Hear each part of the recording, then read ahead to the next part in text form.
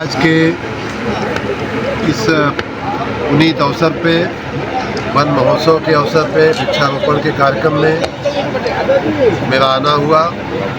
मैं मऊ जिले में सुबह हमने वृक्षारोपण किया और अभी वर्तमान में आजमगढ़ जिले के टोली गांव में हम लोग बैठे हुए हैं। यहाँ भी वृक्षारोपण हुआ, मैंने भी किया और हमारे साथ सभी सरकारी और राजनीतिक महानुभावों ने भी वृक्षारोपण किया।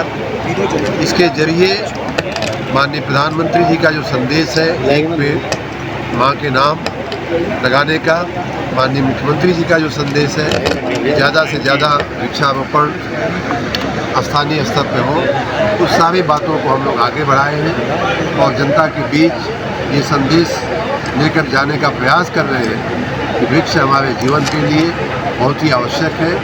हमारी आवश्यकताओं की पूर्ति के लिए भी वो बहुत सहायक हो सकते हैं और साथ ही प्रकृति के संरक्षण के लिए वर्तमान में जो ग्लोबल वार्मिंग की चिंताएं एकदम से सामने दिख रही हैं, गर्मी बढ़ती जा रही है, ग्लेशियर गलने के, समुद्रों की ऊंचाई बढ़ने के तमाम जो खतरे मंडरा रहे हैं, उनसे निजात पाने के लिए एक बहुत ही आसान सा तरीका है कि वृक्ष ज़्यादा से ज़्यादा लगाए जाएँ। माननीय प्रधानमंत्री जी ने देश को ये भी आह्वान किया था कि जहाँ हो सके वहाँ औषधि वन लगाए जाए, ग्रह नक्षत्र से संबंधित वनीकरण हो, अमृत वन हो। तो ऐसे तमाम थीम के साथ माननीय मुख्यमंत्री जी की मीटिंग में भी ये बात कही गई है कि रास्तों पे, पार्कों में एक निश्चित प्रकार का फूल देने वाले या एक निश्चित प्रकार के रंग के फूल देने वाले पौधे लगा के उन जगहों की शोभा में भी वृद्धि की जाए। तो हर तरह से वृक्ष का रोपण बहुत ही हमारे आपके लिए अच्छा है। तो वही संदेश देने के लिए हम लोगों ने एक कार्यक्रम आयोजित किया था।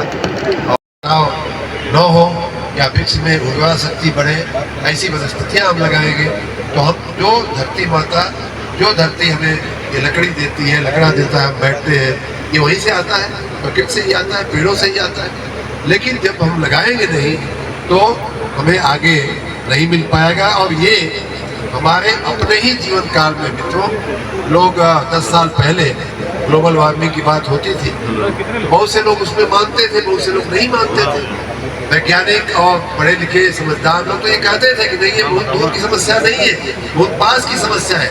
और देखते देखते देखिए अब ये समस्या हमारे आपके सामने जो है आ गई। अगर इस समस्या से निकलना है तो यही सब तरीके हैं कि हम प्रकृति का संरक्षण करें, पेड़ पौधे लगाएं, जल संरक्षण करें। अभी मैं देख रहा था वेटलैंड संरक्षण वन का जो आपको बताया जा रहा है कि वेटलैंड को हम बचाए रखें, उसके संरक्षण के लिए उपयुक्त जो वनी पौधे हैं, पौधे होते हैं, वृक्ष होते हैं, उनको लगाएं। तो ये सारे के सारे काम करने जैसे काम है। हम शास्त्रों की न माने, भगवान की न माने, प्रधानमंत्री जी की मान ले, माँ के नाम से ही लगा दे तो भी बहुत बड़ा काम हो जाएगा। मैं वन विभाग से ये भी गुजारिश करूँगा, जिलाधिकारी जी से भी मैं गुजारिश करूँगा कि आप लोगों ने विभागों को तो अपने लक्ष्य दिए ही है, गाँव में भी उन लक्ष्य को वितरित किया गया होगा। जो ग्राम विकास का लक्ष्य होगा ग्राम प्रधानों को भी दिया गया होगा। लेकिन जिस गांव में जहां भी संभावना है, जहां भी एक रीजनेबल प्लॉट मिल जा रहा हो, जहां एक किसी कॉन्सेप्ट के साथ अगर वनीकरण हो सकता है तो उस पर अवश्य। तो क्या है कि वो गांव की एक धरोहर हो जाती है। वो गांव तमाम फायदों के साथ वृक्ष लगाना जो है एक बहुत बड़ा यज्ञ है, बहुत बड़ा काम है, बहुत बड़ा कर्तव्य है। और इस ऐसे कार्यक्रमों के मार्फत हम सभी आपको ये संदेश देना चाहते हैं कि वृक्ष लगाइए और उसको बचाइए। जैसा कि पहले के वक्ताओं ने भी कहा कि सिर्फ लगाना ही पर्याप्त नहीं है, उसकी सेवा करना, उसको जैसा बच्चे के रूप में, अपने इष्ट के रूप में, इष्ट देवता के रूप में उसका पालन पोषण करना, वृक्ष को बड़ा करना, ये हमारा आपका सबका कर्तव्य है। मैंने कुछ दिन से एक बात और कहनी शुरू की है, वो भी हमने माननीय प्रधानमंत्री जी से ही सीखा है।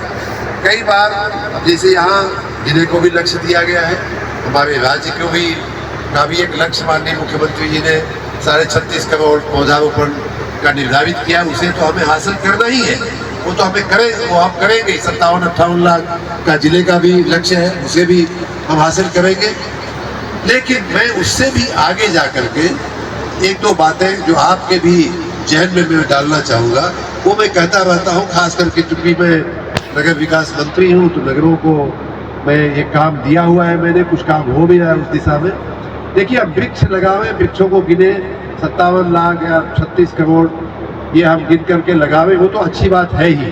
कहीं भी लगावे, एक पौधा भी हम कहीं रैंडमली भी लगाते हैं तो हमारे आपके लिए और प्रकृति के लिए अच्छा है।